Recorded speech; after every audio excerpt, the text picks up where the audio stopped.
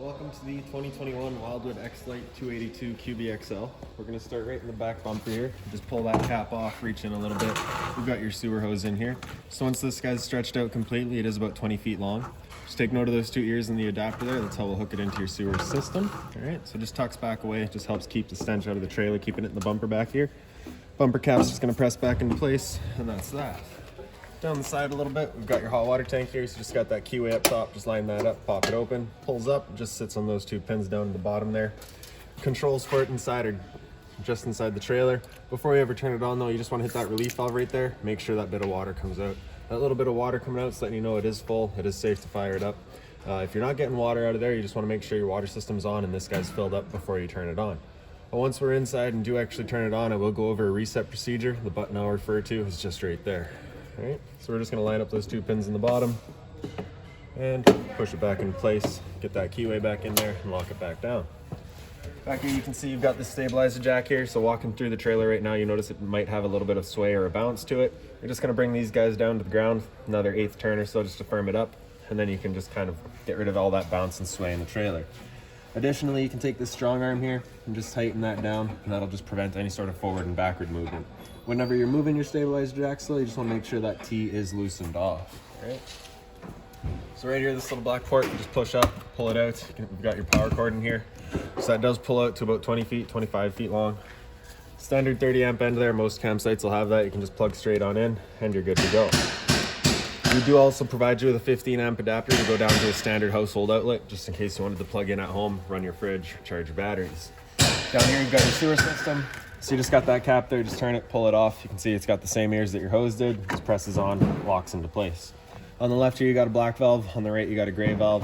So when it comes to, for dumping your tanks, your black tank is filled from your toilet and your gray tank is filled from your sinks. So typically gray is of course cleaner. So when it comes to dumping your tanks, you're going to pull the black first. You do have one black up here as well. So we'll just pull that and then this guy next, and that'll just drain out. Once that's done, you'll pull the gray just to help keep that hose a little bit cleaner. All right.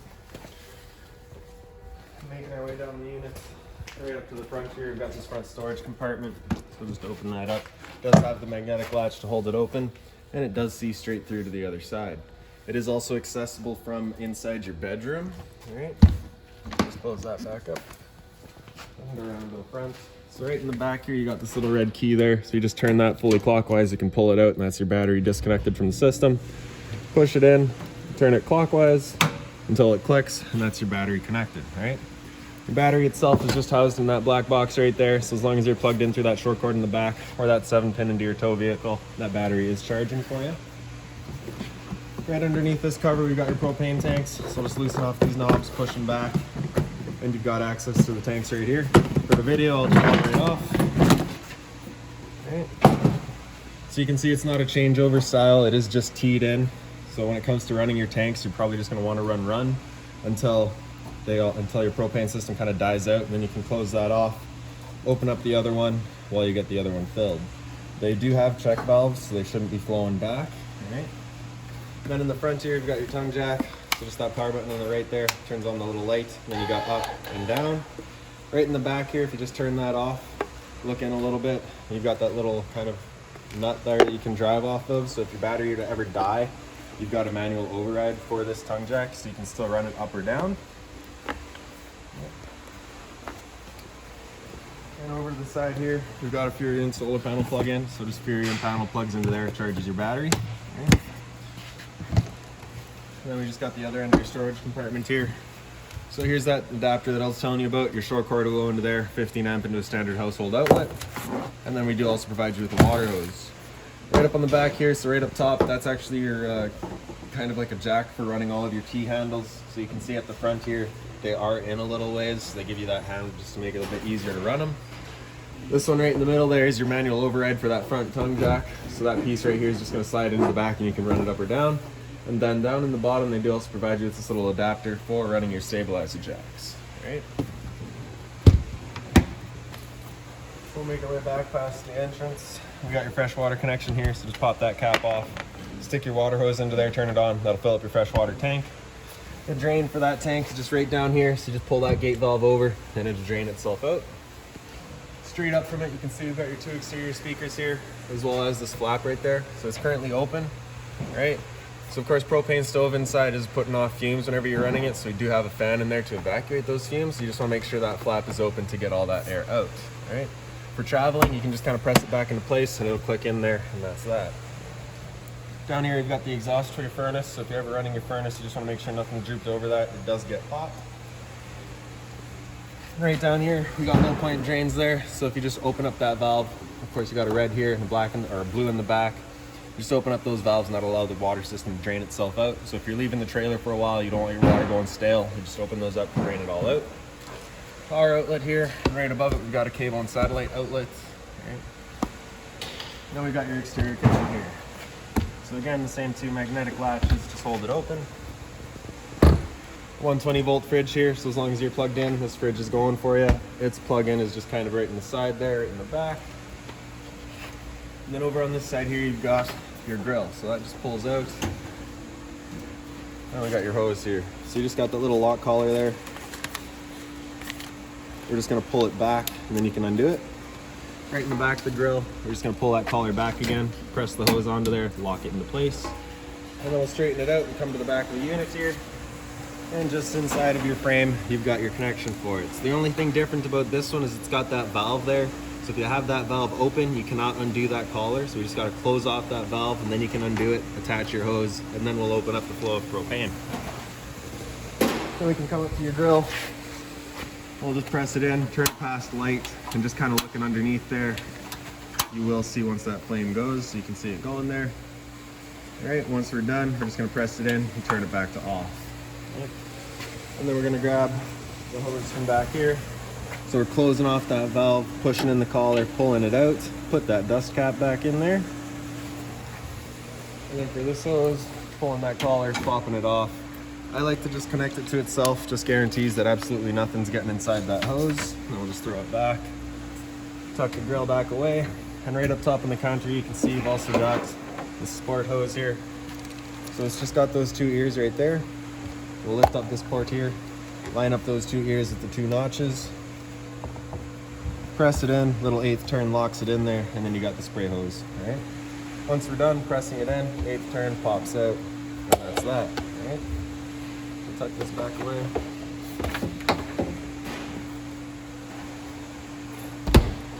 And then in the very back of the unit, we've got of course your spare tire, a pre-wire for a observation or backup camera. Right down here, we've got a cable and satellite inlet. So cable and satellite, coax cable plugs into there, fires up at your TV location. Right down here, we've got a city water connection. So your water hose is just gonna plug into there, turn on the water, and that'll pressurize the water lines throughout the unit.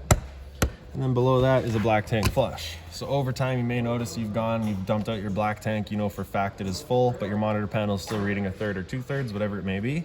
You're just gonna take your water hose, plug it into there, open up your black valve, turn on the water, and that'll just flush out the tank, getting rid of any sort of debris that might be causing your issue. All right, so we'll make our way inside now. Just gonna open up the door. It's just kind of on a friction hinge, so it kind of sits where you leave it. Open it up wide, pull that blue handle in, and then you can slide the steps out. Then we'll make our way inside. Right inside the entrance, we've just got your fire extinguisher right there. So standard pull the pinpoint and shoot. Right up top and center here of your monitor system. You just press that switch there. You get your two entrance lights. Those are the only two lights that'll run.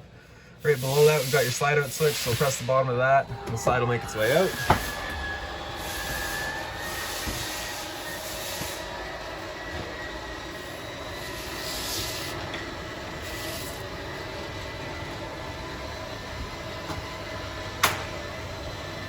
Once that slide's fully extended, you'll just hear a couple of whines from the motors letting you know they are fully extended, and then they'll shut themselves off.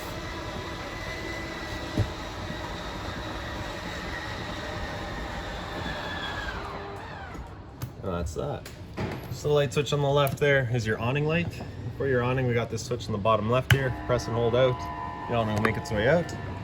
One thing to keep in mind with your awning is that it will contact your door if it is fully open, so you just want to make sure you're at about 90 degrees.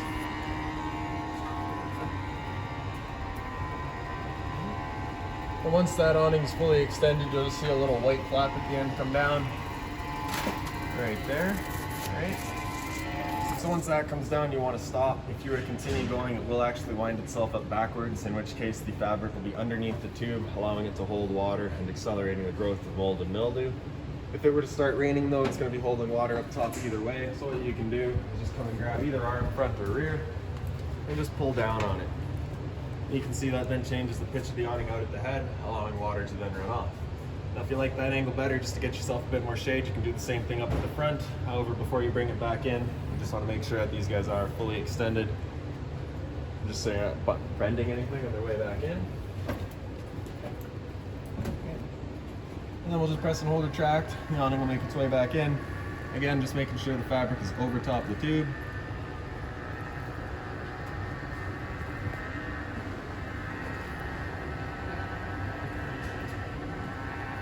So outside here, once you've got those awning lights on, you can see you also get the blue lights for your exterior speakers there.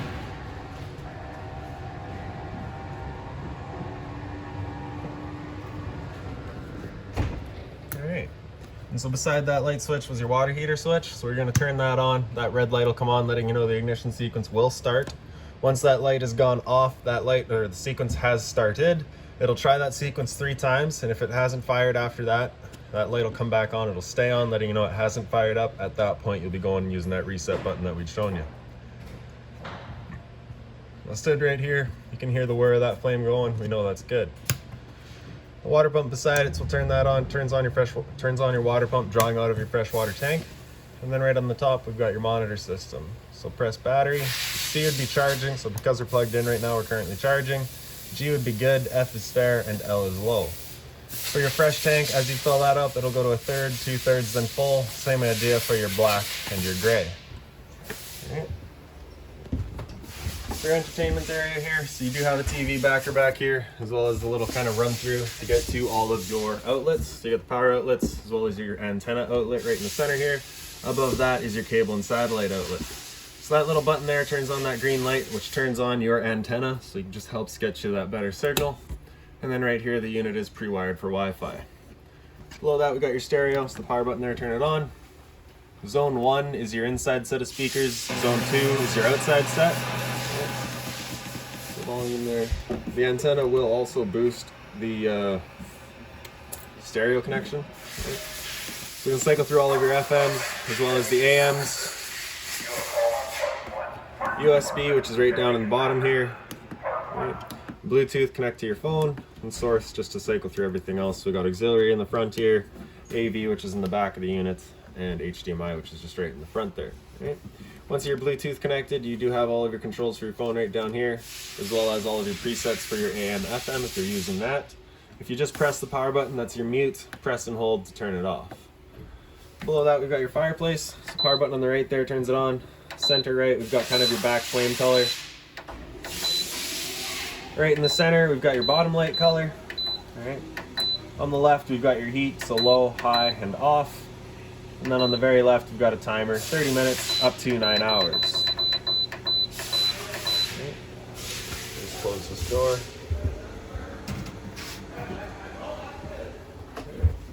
So this light switch on the wall here does a little accent light above your slide. In the slide, you've just got the lights there on their own center push buttons, both above the couch and the dinette here.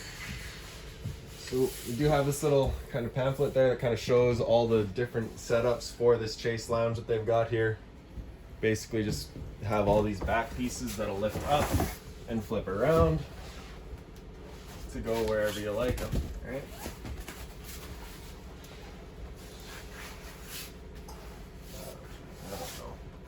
Alright.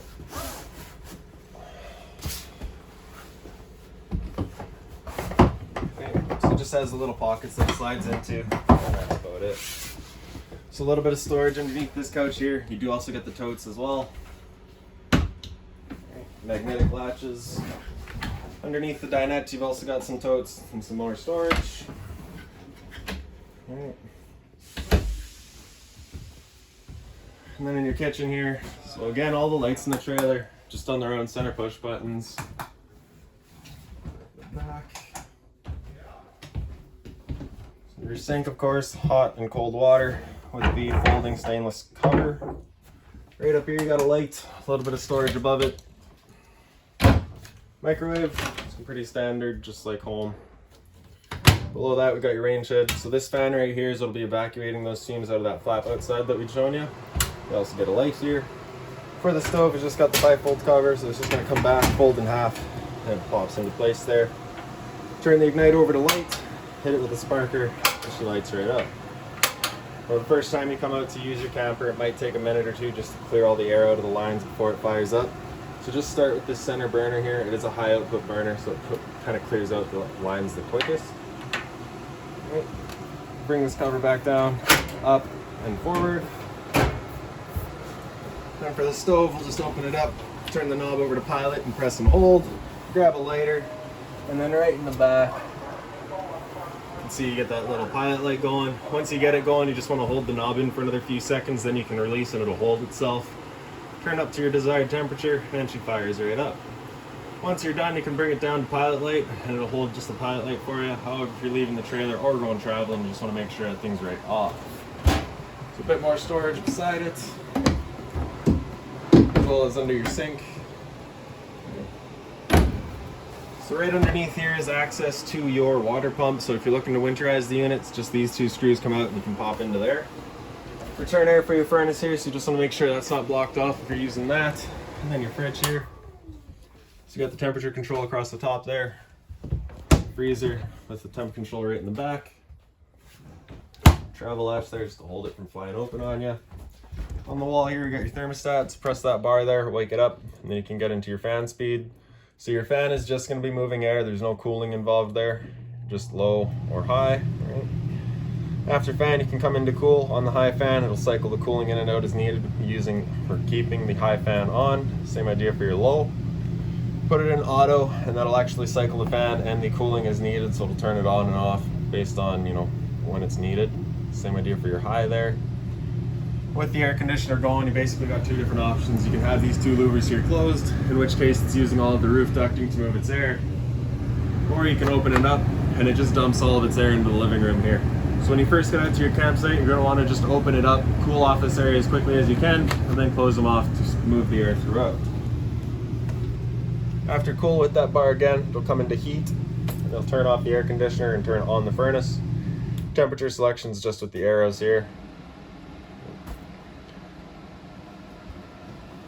So with that furnace going, it's got a bunch of ports kind of up on the walls that it's moving all of its air through. Got a couple by the entrance.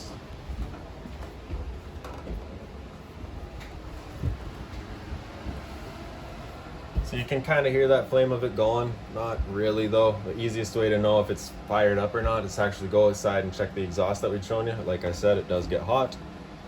After heat, press that bar again, it'll come into off, and then it just kind of cycles back around. And down by the floor here, you've got your LP detector. So if there's ever a propane leak in the trailer, this guy will detect it and start going off, just like smoke detector. And into the bathroom. Light switch just right on the wall there. Right over here, you've got your GFR protected outlets, test on the bottom, reset on top. Toilet here, the foot lever on the right, medicine cabinet as well. So it just has this little black elastic on the side of it as your travel latch. So it's just going to sit into that tongue there, holds it shut. Then we got your sink here with hot and cold water, of course, a little stopper there, a little bit of storage. And then for your shower, hot and cold water, of course, the standard head. And just the sliding magnetic door. Right. And then right above my head, we've got your roof vent. So just turn that knob to open it up. And then in the corner here, you just got that switch for turning on that fan.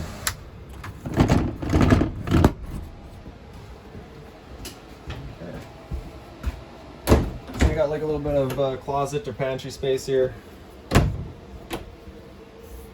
And then we're back into the bunk room. So all the lights in here just on their own center push buttons. The same thing for the lower bunks. You can see down here you got USB charging either side. Same thing up top. Emergency exits, you're just going to pull this tongue out, push it out, pull that red tab to get rid of the screen, and hop on out. And then down here you've also got your converter, so just press it top and center, it pops on open. All of your breakers down the center here. Whenever a breaker breaks, it'll sit in the middle, so just turn it off and then back on. And on the right side, you got all of your fuses. If a fuse were to ever pop, you got a little red LED right beside it, letting you know exactly which one went. You also got a power outlet back here, a little bit of storage underneath here, and then the closet space right in the back. Right.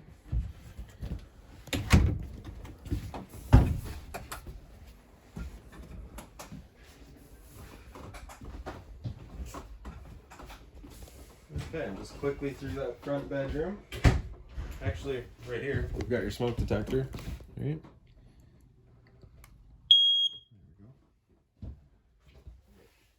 Into your front bedroom here. Yep. Not too much carpet there. There we go. So light switch just right on the wall. Turns on the 2 lights, of course. Right back here, you do have a TV backer, so if you want to mount a TV in here, you can do so. Power outlet for it, cable and satellite outlet for it. Like I said, outside, lift up the foot of your bed. You do have access to that storage compartment. USB charging on the wall either side. Closet space as well as CPAP storage. Right, so it does see straight through. And same thing on the other side there. Right. Okay. Now if you've got any other questions on the unit, please feel free to give us a call, 204-237-7272.